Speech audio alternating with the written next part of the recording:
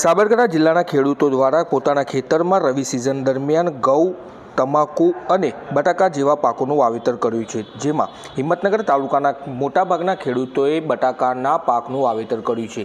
સાબરકાંઠા જિલ્લાની જો કુલ વાત કરવામાં આવે તો 26,000 કરતાં વધુ હેક્ટર જમીનમાં બટાકાના પાકનું વાવેતર કરવામાં આવ્યું છે, જે પૈકીના હિંમતનગર તાલુકાના કેટલાક ખેડૂતોના ખેતરમાં સુકારાનો રોગ બટાકાના પાકમાં જોવા મળી રહ્યો છે, જેના કારણે બટાકાની જે સાઇઝ છે તેમાં પણ ઘટ સર્જાવાની શક્યતાઓ અત્યારે હાલ ખેડૂતો સેવી રહ્યા છે।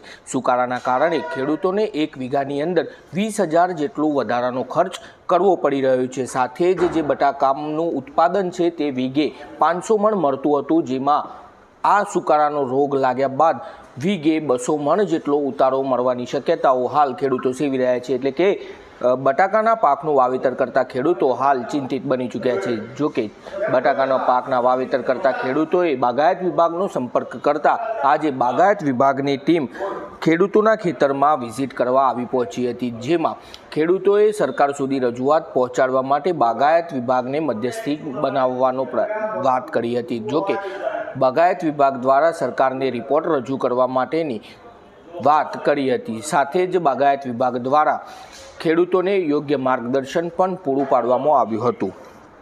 આપણે જાણીએ છીએ એમ સાબરકાંઠા જિલ્લાની અંદર બટાકાનું વાવેતર 27,000 હેક્ટરમાં અંદાજે થાય છે, જેમાં હાલ મીડિયાના તેમજ ખેડૂતોની મૌખિક રજૂઆતના માધ્યમથી સુકારાના જે પ્રશ્ન હતો એ બાબતે આ 7 થી 8 ગામ હિંમતનગર તાલુકાના, એમાં હાલ આપણે હડિયોલ અને ગઢોડાની જે સીમમાં આવ્યા છીએ ત્યાં એ સુકારાની અસર જોવા મળે છે।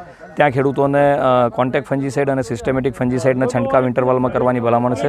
અને એમાં એક કાળજી રાખવાની એ બાબત છે કે ભાઈ પાણીનું જે હાલ છે, વાતાવરણની અંદર ભેજનું પ્રમાણ વધુ હોય તો પાણીનું નિયંત્રણ કરવાનું છે ખેડૂતોએ, અને વાતાવરણ ચોખ્ખું થશે અને દવાનું પણ અસર થશે એટલે આ રોગનું નિયંત્રણ થતું હોય છે।